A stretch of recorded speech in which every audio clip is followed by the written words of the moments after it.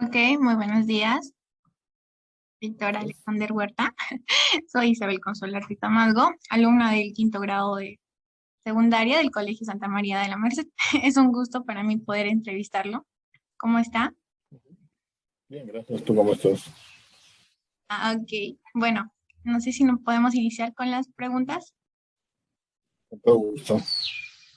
Ya, ok. ¿Qué es lo que le inspiró a escribir su libro, El Chongo Peruano?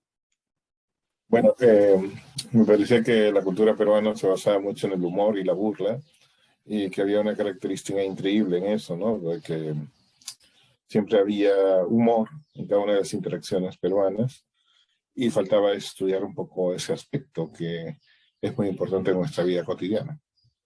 Ah, interesante. Siguiente pregunta. ¿Tuvo algunas dificultades al escribir o publicar su libro, El Chongo Peruano? Escribir siempre es difícil en una realidad como la peruana porque no es una actividad que dé plata, así que lo que tenía que hacer era trabajar duro como profesor y en mis tiempos libres o crear tiempos libres, poder escribirlo. Lo escribí íntegramente en una cabina de internet, ¿no? Entre jugadores de Dota, etcétera, y con el apoyo de unos amigos que tenían un café y me brindaban café, ¿no? Me encerraba y escribía, tenía que aprovechar los fines de semana, los tiempos libres mientras no estaba dictando, ¿no? Y preparando clases. Entonces siempre es un desafío escribir en Perú. Ok.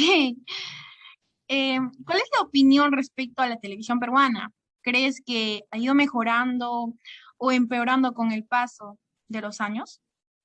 O sea, lo que ocurre es que la televisión peruana es un reflejo de lo que nos gusta, lo que consumimos en el Perú, ¿no? Nuestras frustraciones, nuestros deseos, etcétera, ¿no?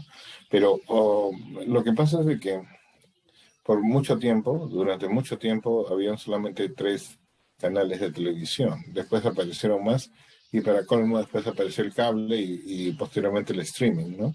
Entonces, ¿qué quiere decir? Que la televisión peruana ha entrado en una competencia feroz y ha tenido que comercializarse más en sus productos.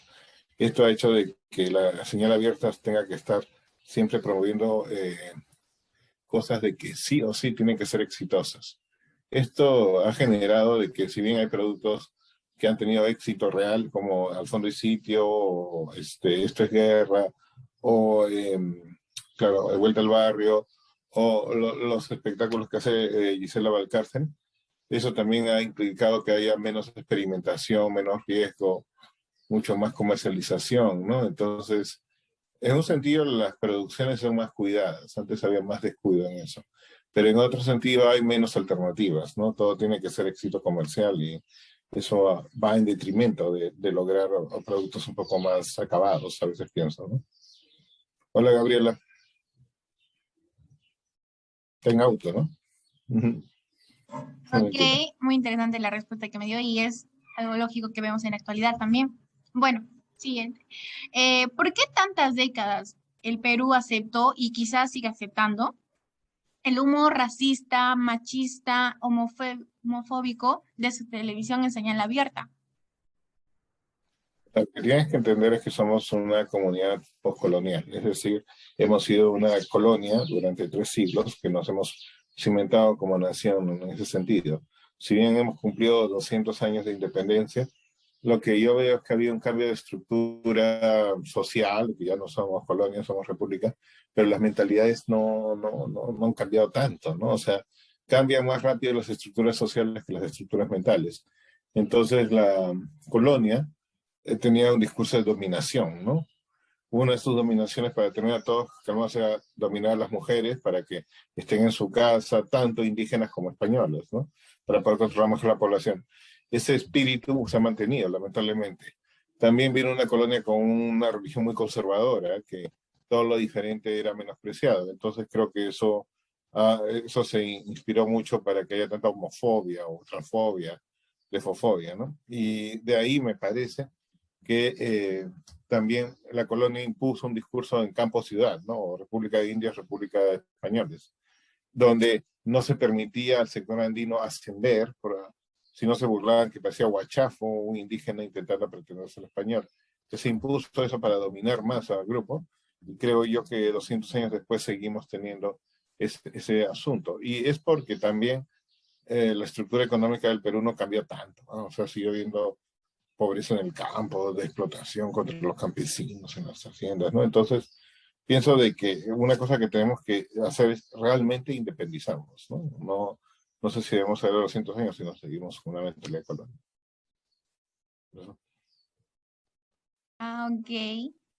Gabriela, no. ¿Qué significó el papel de las vedettes en el empoderamiento de la mujer peruana? Es contradictorio, porque por un lado efectivamente estamos en la idea de mujer objeto, ¿no? Donde exhibe su cuerpo para poder vivir y está destinada a la mirada masculina, ¿no? Entonces, por un lado hay eso, pero por otro lado, si uno la examina de cerca, son empresarias de sí mismas, no tienen manager, ellas manejan su imagen y como saben que el vedetismo es una vida corta, ¿no? No puedes hacer toda tu vida vedette, es solamente una etapa de la juventud.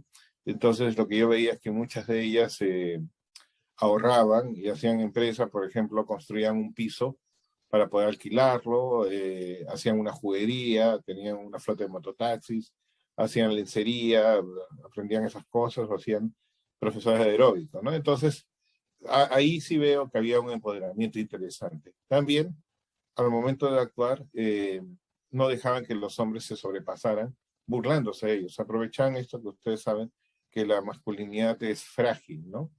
Entonces, al ser la masculinidad frágil, se burlaban de los hombres, se burlaban de su virilidad, y así ellos ya no las tocaban, y todos se ponían nerviosos, ¿no? Entonces, también en su forma de actuar, podían cuadrar esa inseguridad que caracteriza a nosotros, los hombres peruanos, ¿no?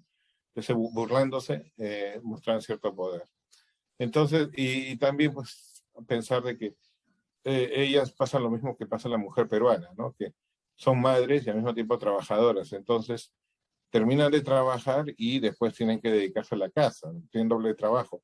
Igual que muchas de ustedes chicas cuando trabajen, porque los hombres todavía no tenemos, no se nos asigna y se debería asignar una normalización de la responsabilidad en el hogar, ¿no?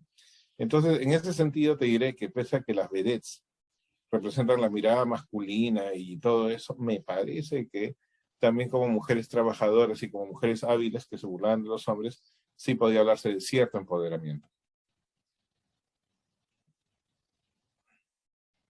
Ah, entiendo. Qué gran explicación. Quería saber por qué su tesis al investigar el trampolín a la fama de Augusto Fernando, ¿qué lo llevó a elegir el dicho tema? No tenía plata para hacer trabajo de campo en otro sitio. Tenía que hacerlo en la ciudad porque no tenía plata cuando era estudiante. Aparte había terrorismo, no se podía hacer mucha investigación en el campo, así que tenía que hacerlo en la ciudad, ¿no? Pero ya, otra cosa, es que es algo interesante. Yo veía Trampolín a la Fama desde que era chiquito, mi abuela veía. Y durante 30 años yo creo que la gente se preguntaba por qué la gente se deja explotar, por qué se deja humillar en un programa de concurso. Y entonces apenas tuve la oportunidad y como no tenía plata, solamente, o sea, lo que tenía que hacer era tomar un bus, ir ahí, un micro, una combi. Entonces lo hice y porque tenía una gran curiosidad, ¿no? Uno, o sea, es esas cosas que tú ves en televisión. Actualmente es como si tú ahora dijeras, ¿por qué la gente sigue tanto esta guerra? Me voy a meter ahí para ver qué es. Aproveché una curiosidad que yo tenía en esos momentos, adolescente, ¿no? Desde adolescente hasta universitario. Wow. ¿Y tus alumnos, profesores, han leído el chongo peruano? Perdón, mis alumnos, perdón, ¿qué? Repite, por favor, Gaby. Gaby. Si mis alumnos han leído El Chongo Peruano, eh, me gustaría que lo hubieran leído, o sea, a ver, no los puedo obligar a que lo lean. Este, y tampoco lo mando a leer porque, no sé, imagínate, soy yo el autor, ¿no? Y aparte ahora con la pandemia no existe una versión digital como quisiera el Chongo Peruano, ¿no?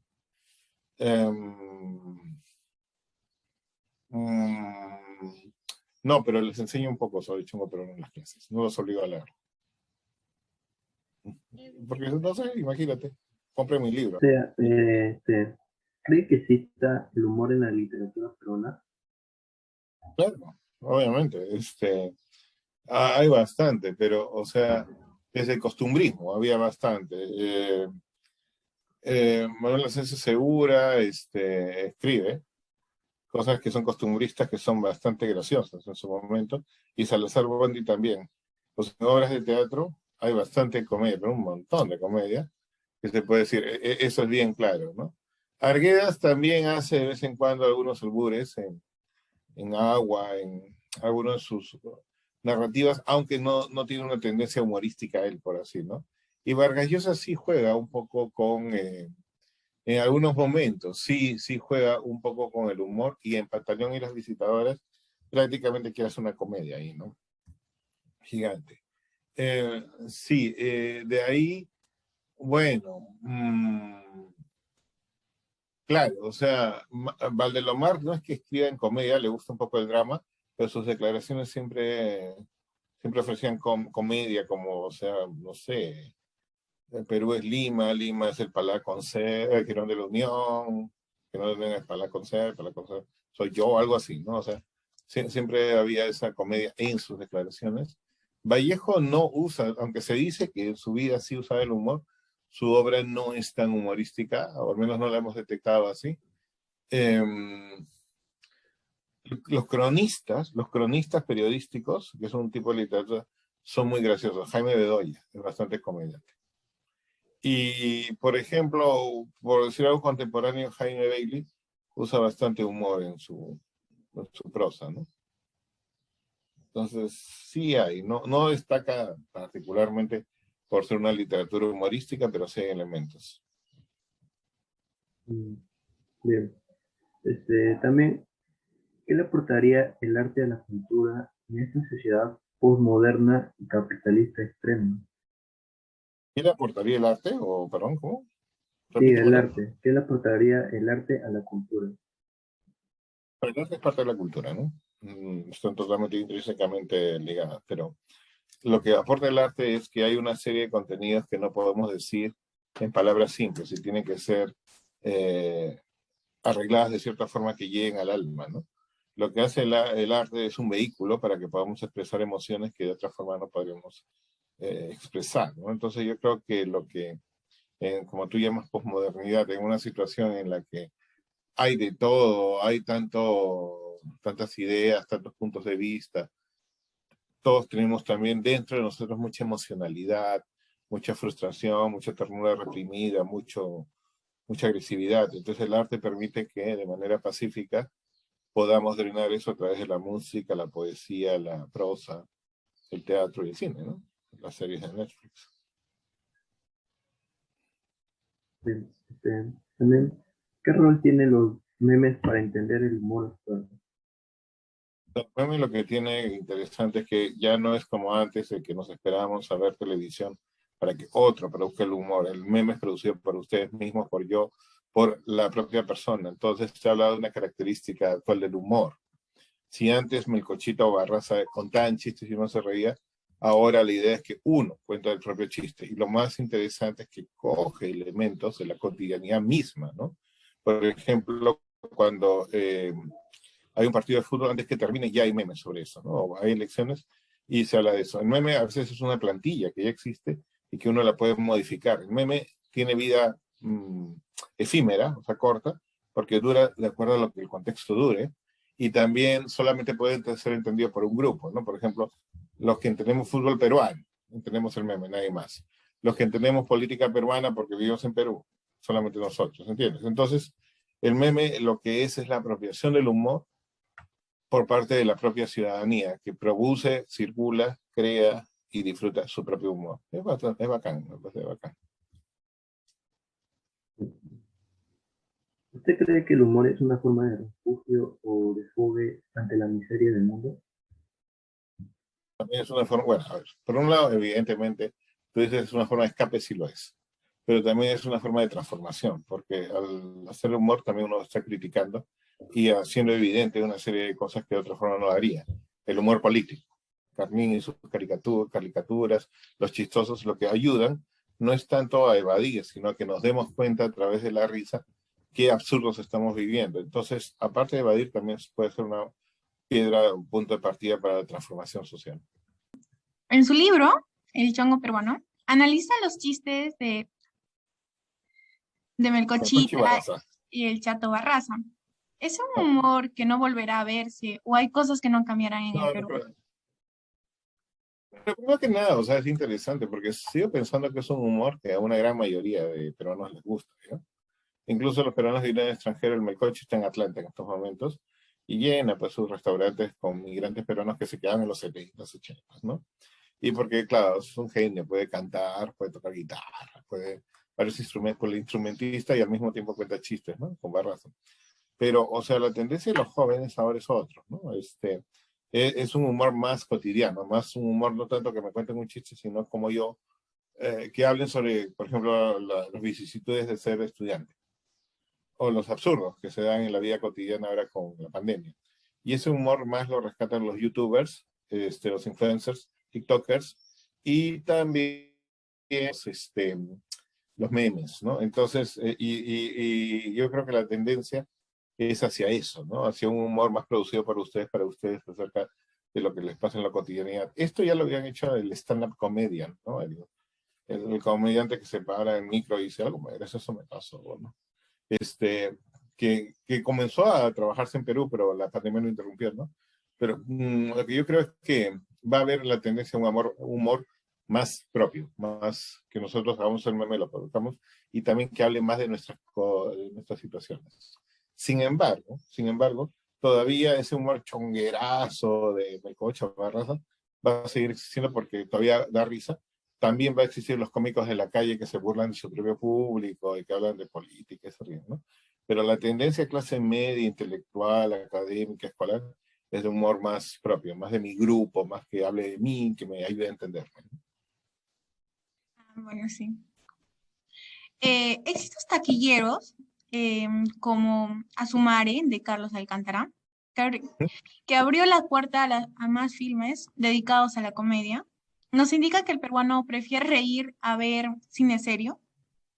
Lo que pasa es que por muchos años el cine peruano era no solo serio, trágico, tenía esta cosa que es desde Aristóteles, hace, ¿no? De que si algo es depresivo y no se entiende bien es arte, y si algo es alegre, feliz, sano, es comercial, es publicidad. Entonces, lo interesante de Asumare es que coge algo, o sea, primero que va destinado al público peruano. Muchos cines de los 70s, 80s peruanos era cine de autor, que era para un festival de cine en Europa, ¿no? Eran cosas sobre violencia política o sobre alguien que se sentía aplastado por Lima. Cosas así con silencios, todo brumoso, ¿no? Asumare lo que usa es algo que gusta a las personas, ¿no? O sea, es lo interesante. Porque el peruano era chunguero, le gusta el humor, ¿no? Entonces, no se había pensado un público de un mercado peruano. Eso hizo. Y curiosamente, más bien, el desarrollo de la película no está hecha por cineastas, porque si fuera por cineastas sería todo intelectualoide, como suele ser, sino fue hecha por publicistas. Entonces, el gran éxito que dio reveló, pues, que estábamos sedientos no tanto de cine intelectual, sino de ese cine, ¿no? A partir de la pregunta de Edwin, ¿no? No solo por escapismo, sino para burlarnos de nosotros mismos sobre el absurdo que era nuestra sociedad, y Asumar es eso, ¿no? Y al mismo tiempo Asumare, junto con la comedia, lo que rescata es el camino del héroe, ¿no? O sea, eso que pasa mucho joven peruano, que comienza de abajo, sufre, fracasa, comete errores, y paulatinamente va creciendo y va encontrando su propio talento, ¿no? En el fondo, a través de la comedia nos hablaba de lo que es la historia reciente del Perú, de la clase media baja, ¿no? Del ascenso social reciente. Así como al fondo hay sitio habla sobre el encuentro de clases sociales y cómo las cosas van mejorando poco a poco para el Perú, ¿no? Entonces, yo creo que por un lado nos dio comedia, que eso gustó por encima del cine trágico, porque ya la tragedia es cuestión diaria del peruano, y por otro lado habló sobre una parte optimista del Perú, que hay ascenso, emprendimiento, etcétera, ¿no? Ah, ok. Bueno, dentro del contexto pandémico y de las elecciones presidenciales y congresales, ¿por qué somos más proclives a la desinformación o al consumo de fake news? Bueno, yo lo que creo es de que el Internet es una arena de posibilidades tan fuertes que las cosas crecen bastante, ¿no? Rápidamente, eso es lo primero, que ahora todo el mundo puede producir algo publicable en Internet, ¿no? Y segundo, lo que yo pienso es de que necesitamos explicaciones rápidas a veces ante toda la confusión y nos dejamos llevar o seducir por las explicaciones más rápidas. Eso. Y tercero, que emocionalmente estamos muy contenidos, ¿no? O sea, al estar encerrados. Entonces, creo que buscamos explicaciones que liberen nuestra emocionalidad rápidamente para poder drenar eso, como una catarsis, ¿no? Entonces, si nos gustan las cosas que dan,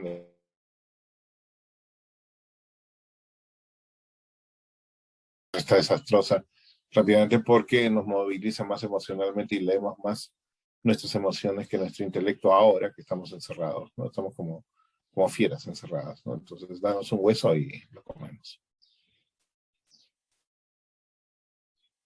Ah, ok. Edwin. Ok, bueno, considerando que los medios tradicionales de comunicación han perdido su legitimidad ante el auge del Internet, ¿considera que los medios tradicionales de comunicación han perdido su legitimidad ante el lengua del Internet? O sea, lo que pasa es que el Internet da una voz propia a mucha gente, entonces da la ilusión de poder. Entonces la gente siente que tiene autoridad para poder opinar más. Pero lo que pasa también es que hay una resistencia. ¿Resistencia en qué sentido? De que han aparecido voces en Internet que se han legitimizado, que la gente ha seguido como Marcos y Fuentes, ¿no? Al Ocram. O programas como, o sea, o Rosa María Palacios que ha migrado al Internet, o César Gillibrand que hace un post. Entonces, creo yo que se percibe como más independiente el Internet, incluso por estrellas de la televisión que han migrado al Internet, ¿no? Mientras que las elecciones pasadas mostraron la tendencia política de los medios que era evidente, ¿no? Y lo que estamos viendo cada rato que renuncian los periodistas, etcétera, entonces se pierde credibilidad, ¿no? Entonces el Internet, no tanto porque todo el mundo pueda opinar, sino porque personas que han salido de los medios tradicionales al Internet han hecho feudos ahí y se han vuelto más dignos de credibilidad y tienen mayor alcance, ¿no? Porque no todo el mundo tiene televisión o streaming, pero el Internet está teniendo más alcance, me parece. Bueno, en la política peruana puede existir un grupo de rock o algún grupo de coach que pueda apoyar a Keiko o a los humoristas, no sea considerado una burla. Claro, o sea, lo que pasa es de que me da la impresión que el Internet, sobre todo, ya fue cogido por una tendencia ideológica más de izquierda, ¿no? Juvenil de izquierda. Entonces, y mientras que los medios convencionales, por ejemplo, la televisión y los periódicos, tuvieron una tendencia más profujimorista en estas últimas elecciones. Entonces, ¿qué pasa? Como el Internet se puede mover de una manera más traviesa, más independiente, más graciosa, menos formal, entonces lo que tenemos, que me parece bien interesante, y que es que se puede dar más chiste, más chongo, etcétera, ¿no? Entonces, por ahí veo la cosa, ¿no? Entonces, el Internet permitía más libertad de que cada uno podía poner un meme, cosas así, ¿no?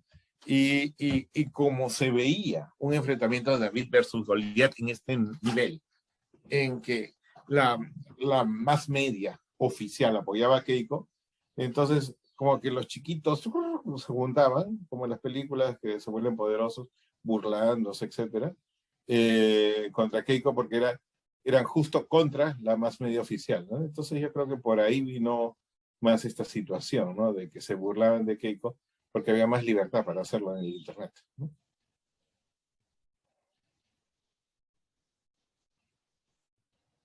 Desde su perspectiva como antropólogo, qué le queda a los antropólogos, a los artistas o a la gente de ciencias sociales en este país que cada vez se hace peor? Yo creo que hay mucho espacio para poder analizar, cada vez que sea más difícil de entender, es mucho más importante y tenemos más trabajo para poder entender la polaridad de un país que se divide tanto, ¿no? Y que no logra acuerdos. Creo que el único acuerdo que ha tenido es la comida peruana y a veces la selección de fútbol y el Señor de los Milagros, pero entonces creo que lo que es una oportunidad para tender puentes y unir a la gente.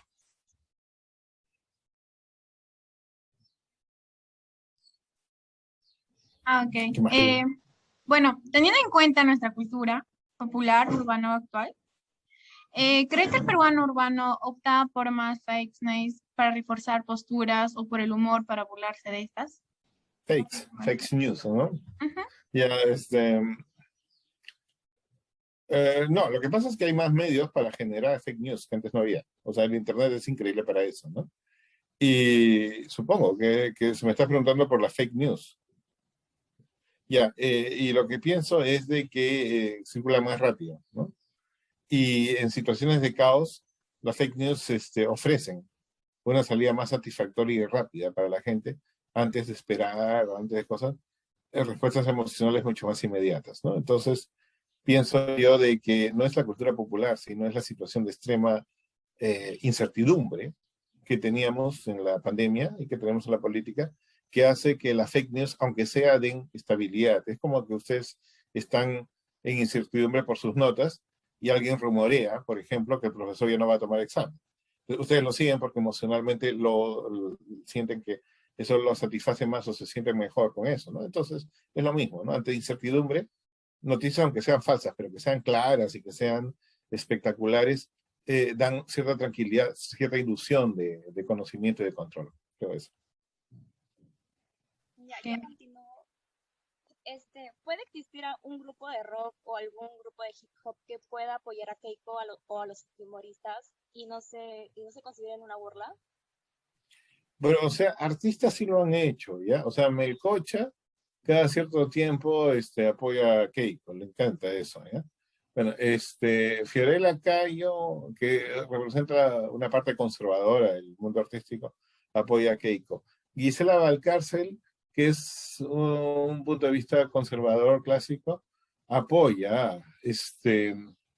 Raúl Romero, antes en los no sé quién, no sé cuántos, hace años, apoyó el Fujimorismo, pero ahí tienes un caso, le fue mal. ¿Por qué? Porque como son grupos los grupos rockeros son seguidos por los jóvenes generalmente son mucho más rebeldes y ven a Keiko como, pueden verla como conservadora, entonces no funciona tanto, ¿no? Los no sé quién fueron problemas, o sea, se metieron en problemas y Raúl Romero tuvo problemas por eso, ¿no? Entonces, son más artistas del espectáculo y no rockeros los que apoyarían a Keiko porque al rockero no le conviene, perdería público porque quedarían como conservadores y el rock siempre tiene que ser subversivo, ¿no? Ok. Este, si los chicos piensan que Fujimori es un pintor y Ismael es un cineasta, ¿qué vendría a ser Keiko Fujimori? ¿Qué vendría a ser Alan García? ¿O qué vendría a ser los Montesinos? Ya, repíteme la pregunta, estuvo interesante, pero repítemela, ¿cómo es? Sí, Si si a los los chicos, chicos piensan que Fujimori es un pintor y Abimael un cineasta, ¿qué vendría a ser Keiko Fujimori? ¿Qué vendría a ser Alan García? ¿O qué vendría a ser Montesinos? chicheros, pero, o sea, diferentes tipos de chicha, ¿no? Chicheros que ya pasaron de moda, es lo que diría, ¿no? O sea, que combinan elementos y crean de retazos de la sociedad música, ¿no? Pero que ya están pasados de moda, ¿no? Que son artistas que tuvieron su importancia en su momento, pero después ya no, ¿no? Y lo que pienso es de que sí estarían más asociados con eso, o con chicos de estas guerras, que lo que buscaban era hacer espectáculo para poder destacar. Pienso eso. Ok, bueno, ahora le pregunto, ¿qué sería de Alex Huerta si no fuera antropólogo? ¿Tiene algún sueño que no pudo lograr o algún sueño frustrado? Nada, me gusta lo que hago y los sueños que pienso hacer los pienso hacer de todos modos. Ok, bueno, ¿qué opina de esta frase? El peruano se burla de sus desgracias. ¿Qué definición le da o qué O concepto? sea, obviamente hay una forma de risa, hay una forma de risa que tiene que ver para reírse, para no llorar, pero lo que yo veo es que el peruano se ríe de sí mismo.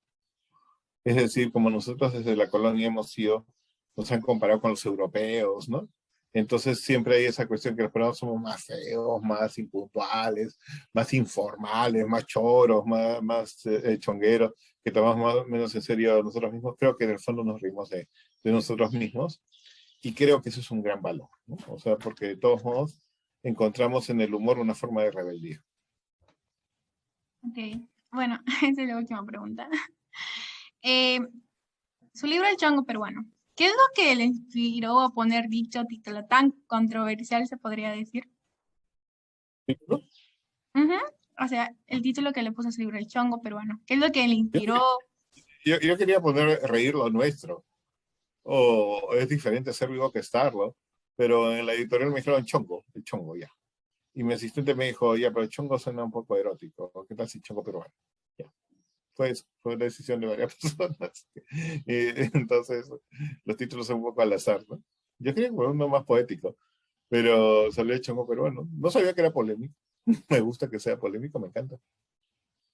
Ok, bueno, con esto acabamos. Muchísimas gracias, Alex Borta, por Bueno, darme tiempo. me saluda Gonzalo, pues, ¿eh? Gracias. Ok, Problemas que pasan que en las situaciones fue una gran entrevista y creo, y le dice algo personalmente de que gracias a usted yo ingresé a la Católica porque muchos amigos que tengo en la Cato, o bueno, sí, algunos amigos, o bueno, algunos primos me dijeron que es un buen profesor y gracias a usted me inspiró a entrar a la Católica y cuando el profesor me dijo Alex Huerta y justo me acordé de su nombre y dije, queremos entrevistar los tres.